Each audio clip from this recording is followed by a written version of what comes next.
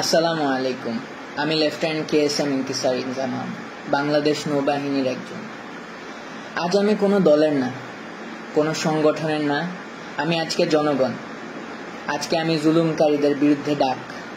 আমাদের নেভাল একাডেমিতে ঢুকতে শেখানো হয় আল্লাহর পক্ষে লড়াই করো। ধর্ম, বর্ণ, জাতি নির্বিশেষে সত্যের পথে, নীতির পথে, ন্যায়ের পথে রুখে দাঁড়ানো যেমন একজন মুসলিমের দায়িত্ব, তেমনি প্রত্যেক জনগণের দায়িত্ব। আজ আমি প্রত্যেক জনগণের জন্য সেই ডাক। আমার এই ডাক কতদূর যাবে আমি জানি না, তবে বন্ধ করানোর জন্য রাজাকার, BNP ইত্যাদি নাম দেওয়া হবে। দাড়ি দেখে বলবে আমি জামাত শিবির, তবে আমি একজন বীরপ্রতীক সন্তান। আমার বাবা আর্মিতে ছিলেন এবং মাননীয় প্রধানমন্ত্রী আপনার সাথেই SSF এ চাকরি করেছেন। তবে জনগণ এইসব আর খায় না। Enough is enough. আমাদের দেশ আজ ভালো নেই। আমাদের জনগণ আজ আর্তনাদ করছেন। এই আর্তনাদ আজকের না, এই আর্তনাদ 2009 সালে যখন 57 জন অফিসার মৃত্যুবরণ করেন, খুন করে ফেলা হয়, মৃত্যুবরণ। এর মধ্যে ছিলেন আমার বাবার আর্মির কোর্সমেট, আমার বন্ধুদের বাবা এবং আরো অনেকেই।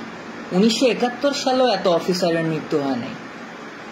আজকে ছাত্র আন্দোলনের উপর যেই কিল অন সাইট অর্ডার দিয়েছেন, ওই দিন সেটা কই ছিল মাননীয় প্রধানমন্ত্রী? আজকে আমার এই প্রশ্ন সেই সকল অফিসারের পক্ষ থেকে যাদের চাকরি কেড়ে নিয়েছিলেন এক রাতের মধ্যে, এবং পর্যায়ক্রমে আরো যাদের চাকরি শেষ করে দেন। প্রত্যেকটা অফিসার এবং তাদের পরিবারের আতঙ্ক আমার মনে এখনো আছে। পিতৃহীন সন্তানদের কান্না কেউ ভোলে না।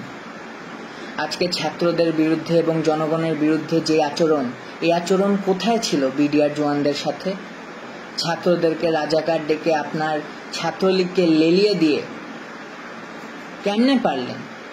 কিন্তু সেদিন অফিসাররা কিছু করতে চাইলে কোনো ধরনের সিদ্ধান্ত আপনি দিতে পারলেন না। তো আপনার 2012 সালে থেকে আপনার দাড়ি পড়া ছেলে রাস্তায় দেখলেও তাকে তুলে নিয়ে যান। এমন অবস্থায় গিয়েছে যে আমার উচ্চপদস্থ কর্মকর্তা আমাকে বলছে তুমিও সাবধানে বাইরে যাও, তোমাকে দেখেও তুলে নিয়ে যাবে।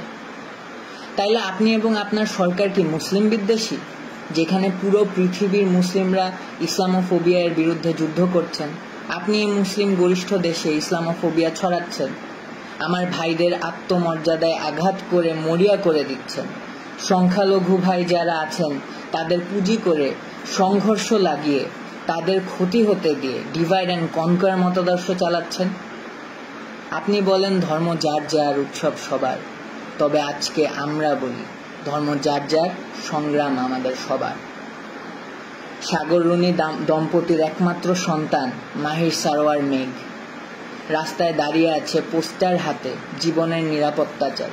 2012 সালে তাদের বাসায় ঢুকে 6 বছরের শিশু মেঘের চোখের সামনেই তার মা বাবাকে নৃশংসভাবে খুন করা হয়েছে। তকিয়ের পিতা রফিউর রাব্বি এর পোস্ট। ছাদে খেলারত অবস্থায় 6 বছরের শিশু রিয়াকে আপনার পুলিশ খুন করেছে। আর 4 বছরের শিশু আহাদ 8তলার বাসায় বারান্দায় দাঁড়িয়ে বাহিরে তাকিয়েছিল, পুলিশ তাকেও খুন করেছে।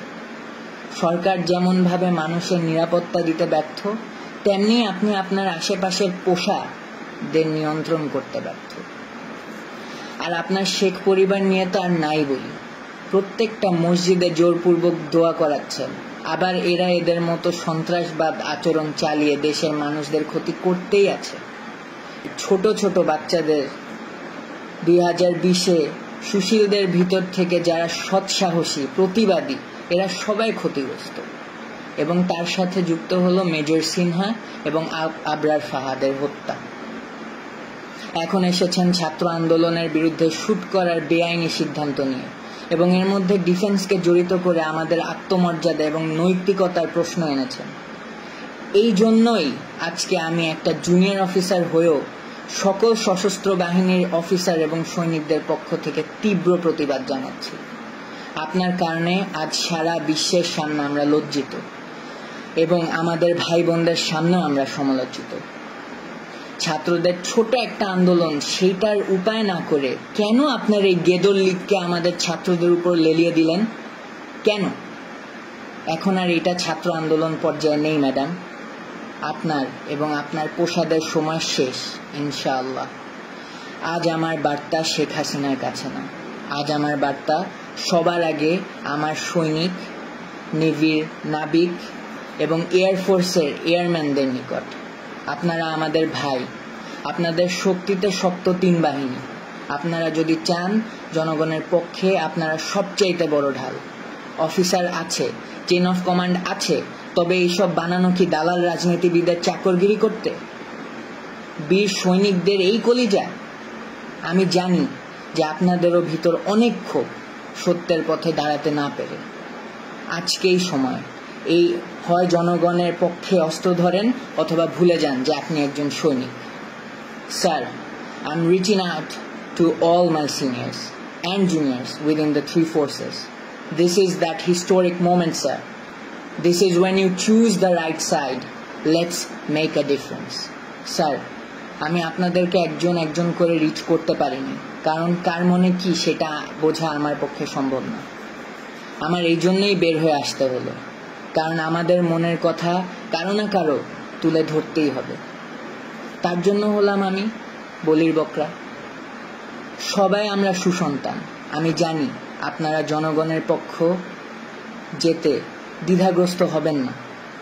Either take power to assist or assist the citizens of the nation to make things right.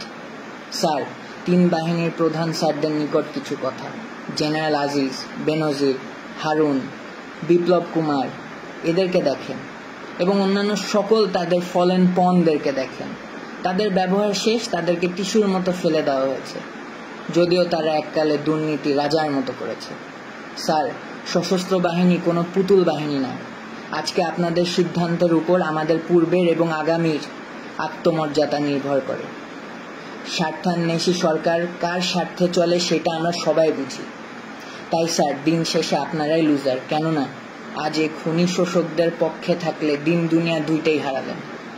আমাদের কাজ শেখ হাসিনার জন্য মূর্তি বানানো না, বা লেডিস ক্লাব চালানো না, বা সরকারের পক্ষে পাঁচাটা কর্মকাণ্ড করা না।